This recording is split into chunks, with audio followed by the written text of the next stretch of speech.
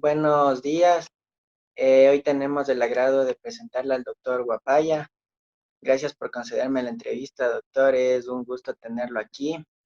Eh, Al doctor Guapaya tiene una destacada lista de profesional. Como lo podemos ver, su práctica profesional del doctor Guapaya es intensa y abarca los siguientes campos. Con más de 15 años de experiencia en el ejercicio profesional de Derecho Administrativo, ha sido formado especialmente en el Derecho Administrativo y Derecho Económico, Derecho Procesal Administrativo, Regulación de Servicios Públicos y Actividades de Interés General y Derecho de la Energía. También una gran experiencia como docente en la Pontificia Universidad Católica de Perú, Universidad Nacional Mayor San Marcos, y la Universidad del Pacífico. En la experiencia más relevante podemos contar que fue asesor al Ministerio de Transporte y Comunicación en la elaboración del decreto legislativo de reforma de ley expropiaciones en el decreto número 1192. Eh, bueno, doctor, es un gusto tenerla aquí.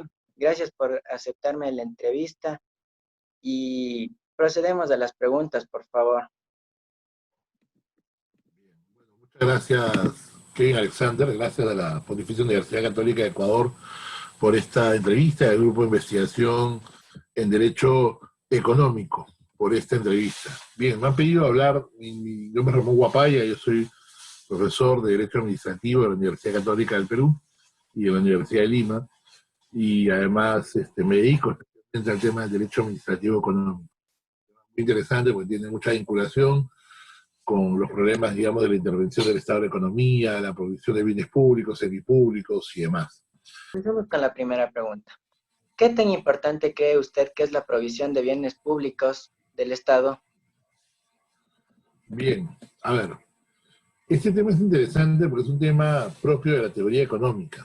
En la teoría económica, los bienes públicos son una clase de bienes, digamos, especiales que no son susceptibles de comprar ni de vender en ningún mercado, porque tienen, digamos, un destinatario hacia un uso colectivo, y que su uso o disfrute puede ser, digamos, llevado a cabo por cualquier ciudadano, digamos, sin distinción alguna. Sin embargo, sometido a las leyes vigentes, ¿no? Ese es un concepto más económico, porque en realidad, en el derecho administrativo, el concepto de bien público, bien de dominio público es otra cosa. O sea, es un concepto donde hay un bien, digamos, destinado al uso general de la población, que tiene un régimen especial, digamos, de derecho público, donde los bienes no se pueden vender, son inalienables, no se pueden gravar, son, digamos, y son imprescriptibles. Son inalienables, imprescriptibles y inejecutables, en el sentido que no se pueden, digamos, no pueden ser ejecutados ni tampoco grabados por el Estado.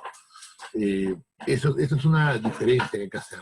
Ahora, viendo el tema económico, es interesante porque, digamos, como son bienes de disfrute colectivo, normalmente se asume que el Estado, digamos, debe prestarlo. Pero hay que tener en cuenta esto, ¿no? Porque, digamos que hay ciertos bienes que son prestados por el Estado, por ejemplo, mantenidos o sostenidos por el Estado, por ejemplo, parques públicos, plazas, etcétera, pero también puede haber gestión privada en ellos. O sea, puede haber, digamos, la modalidad de concesiones o asociaciones público-privadas para poder prestar estos bienes, por ejemplo. Entonces, es interesante porque, si bien es cierto, es una tarea primordial del Estado brindar los bienes públicos, no necesariamente el Estado es el único que lo va a brindar, porque el Estado también tiene mecanismos para establecer la colaboración público-privada vía concesiones o contratos de asociación público-privada para, digamos, prestar estos bienes. O sea, la importancia es que son bienes que deben ser prestados para el disfrute de todas las personas, pero no necesariamente es el Estado el único que los presta. Eso es importante tener en cuenta. O sea, no hay un monopolio estatal de prestación de bienes públicos, sino que, desde el punto de vista económico, puede ser el Estado, o puede ser también, digamos, que un particular lo haga en nombre del Estado vía un contrato de concesión. Empecemos con la siguiente pregunta. Sí. ¿A qué países de Sudamérica cree usted que beneficia más la provisión de bienes públicos? Bueno, normalmente, digamos, yo creo que a los países que estamos en vía de desarrollo, ¿no? que estamos, digamos, buscando un crecimiento, un desarrollo sostenido en nuestros países. Por eso es importante la provisión de infraestructura pública, o sea, de todos estos bienes públicos. Pues justamente la provisión de bienes públicos permite mejorar la calidad de vida, mejora, digamos, mejora muchas cosas. Por ejemplo, un sistema de bienes públicos interesante es, por ejemplo, para hacer un ejemplo y que se entienda mejor. Por ejemplo, los sistemas de seguridad de vigilancia con cámaras, por ejemplo. O sea, todo el mundo, de los negocios y demás, tienen sistemas de vigilancia por cámaras, pero son, digamos, para casas o para negocios, son individuales. A veces brindan beneficio colectivo porque permiten iluminar parte de una calle o cubrir parte de una calle, etc. Pero cuando el Estado, por ejemplo, ve esos sistemas de vigilancia, que es el único, digamos, que tiene la posibilidad de hacerlo en todas las vías públicas, por ejemplo, cuando el Estado implementa ese tipo de sistemas de vigilancia, de videovigilancia, más allá del conflicto que puede haber con derechos fundamentales de la imagen, etcétera, es interesante porque se reduce la delincuencia, porque cada vez que el Estado tiene, la tecnología crece, tiene mejores cámaras, tiene la posibilidad de cubrir o peinar más zonas, entonces los delincuentes ya saben que están siendo observados, por ejemplo, y que por eso pueden ser capturados muy fácilmente, o sea, o más fácilmente que antes, por ejemplo. Entonces, esos sistemas de videovigilancia permiten, digamos, mejorar la seguridad, y la seguridad es un bien público, por ejemplo. Está a cargo, o sea, si bien es cierto, lo presta primordialmente el Estado y también hay seguridad privada, pero lo interesante es que eso beneficia a los países en el sentido que se reduce la delincuencia, se reduce la pobreza, se reduce, o sea, hay una serie de efectos colaterales, digamos, que mejoran la vida ciudadana. Entonces, me parece que hay países que han, digamos, en Sudamérica, que tienen buena infraestructura. Claro, les ha costado mucho, y problemas sociales, inclusive como Chile, por ejemplo, pero de otro lado hay países que están en la senda del crecimiento y que por eso invierten en infraestructura, invierten en bienes públicos para justamente mejorar su calidad de vida como país. Entonces eso ahí me parece interesante porque creo yo que hay varios países, sobre todo los que no están en la OCDE todavía, ¿no? Como Perú, Ecuador, entonces están ahí, están dándole a ese tema para crecer más y generar más bienestar. Me parece que eso es importante. Listo. Con respecto a la pandemia, quisiera que me cuente qué tan eficiente ha sido en su país la provisión de bienes públicos. A ver, si lo que se refiere a la provisión de servicios de salud pública, algunos dicen que es un bien público, un bien semipúblico, digamos. En el Perú al menos creo que sí, sería un bien semipúblico, porque la salud, en el Perú, un sistema peruano de provisión de servicios de salud es un servicio compartido, porque no está reservado al Estado, o sea, hay hospitales públicos, pero también hay hospitales de clínicas privadas. O sea, hay digamos, hay la provisión pública y provisión privada. Y, a ver, la provisión. El Estado siempre históricamente, en los últimos 20 o 30 años, ha dejado de invertir mucho en el sector salud. O sea, ha habido inversiones, más que todo en hospitales, en crear más infraestructura, etcétera, pero ha sido un ratio de inversión muy bajo. De hecho, el Estado invierte en hospitales a través del Ministerio de Salud y a través de una organización público-privada que se llama de Salud, que es un seguro social de salud donde están los trabajadores del Estado y los empleadores. Entonces, claro, hay, digamos, una provisión pública y una provisión privada. La provisión pública es baja en infraestructura.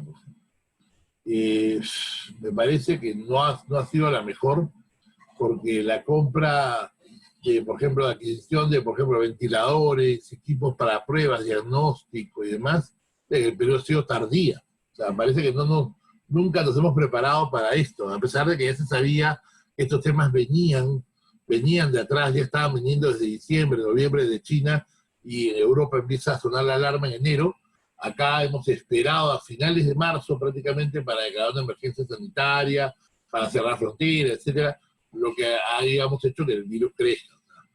Yo creo que la provisión pública ha sido deficiente, pero ojo, la provisión privada tampoco se queda atrás, porque Perú tiene un drama ahorita, que es muy complicado, es que solo en camas de unidad de cuidados intensivos, sumando las públicas y las privadas, solo hay unas 1000 camas a nivel nacional.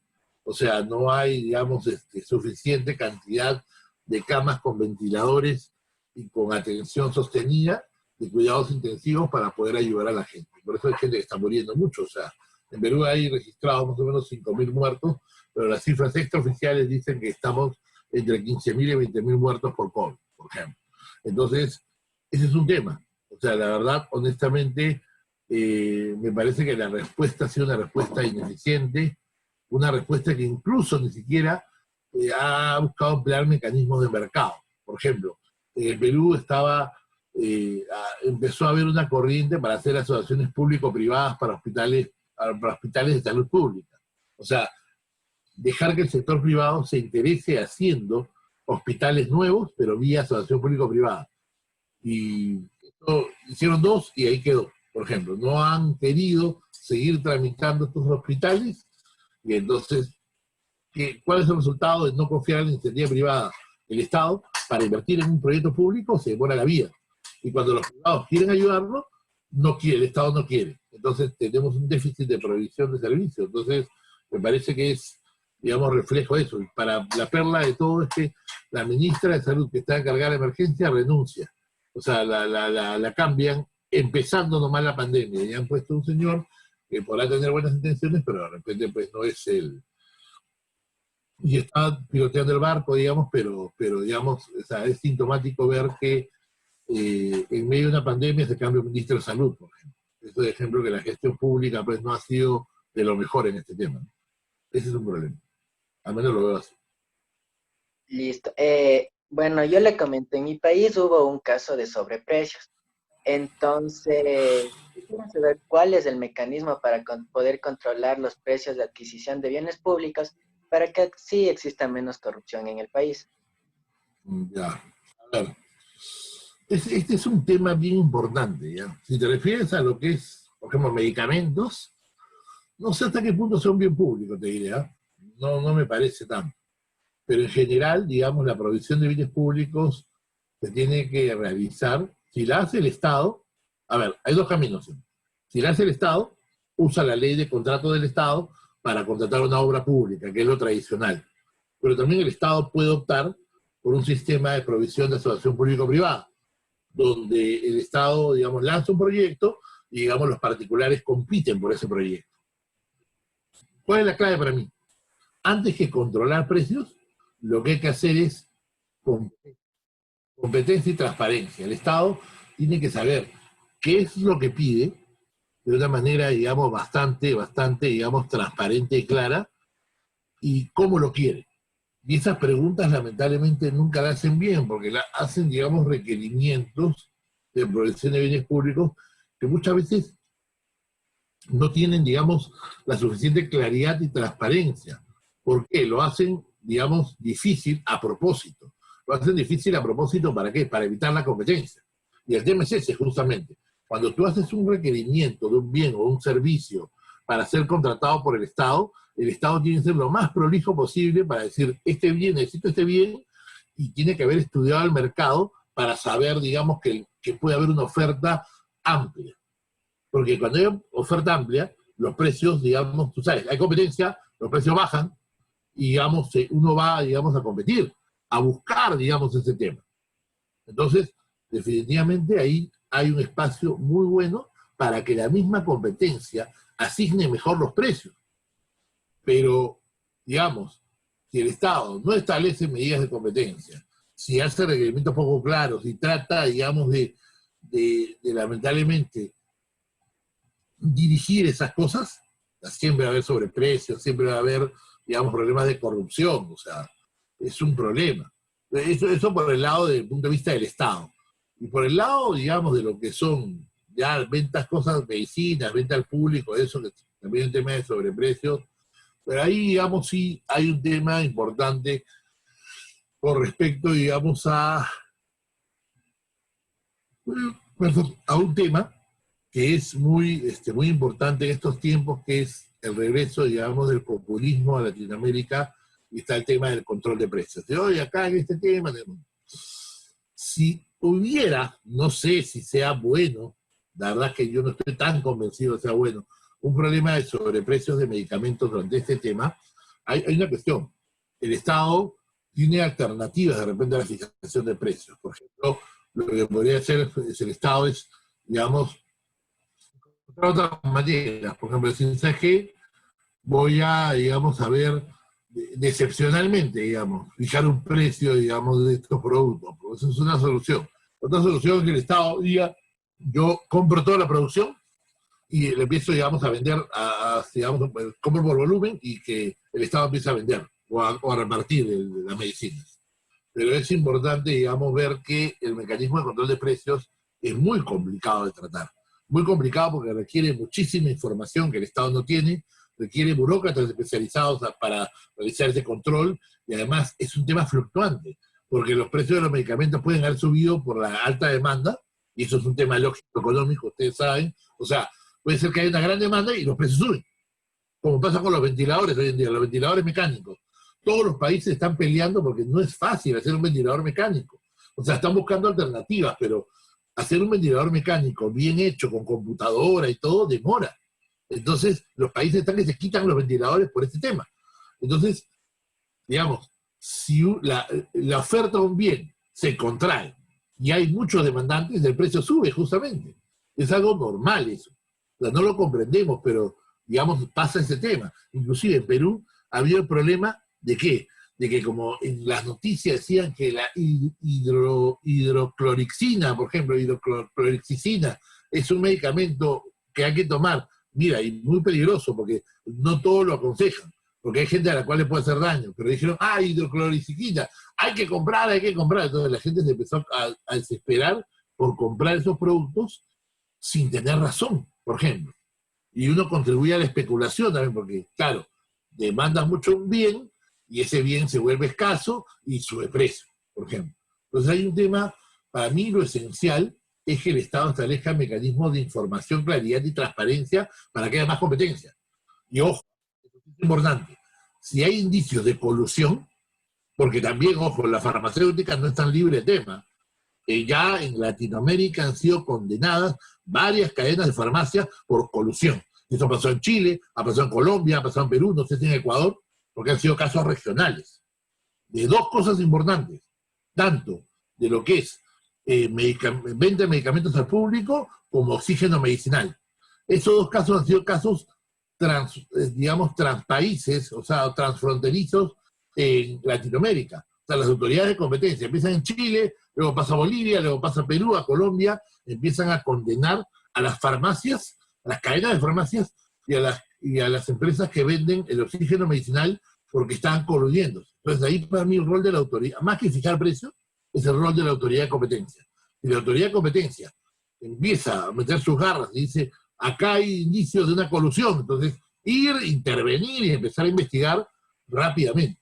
Nuestro problema es que los casos de competencia en nuestros países demoran mucho tiempo.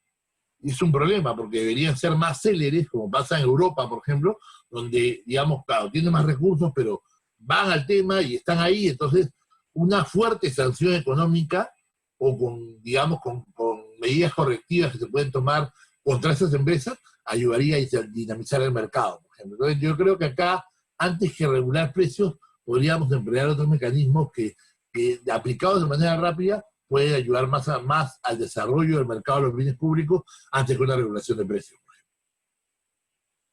Listo, doctor. Me ha quedado muy claro todo lo que quería saber y quiero otra vez agradecerle por haber conseguido esta entrevista. Ha sido de mucho y no sé, tal vez unas palabras finales de parte de usted. Bien, no, nuevamente gracias a ti, Kevin, Alexander, gracias a la Pontificia Universidad Católica de Ecuador, al doctor Méndez, también Rubén Méndez, gran amigo, por esta invitación tan cordial y gusto y disposición cuando lo requieran. Muchas gracias. Muchas gracias, doctor.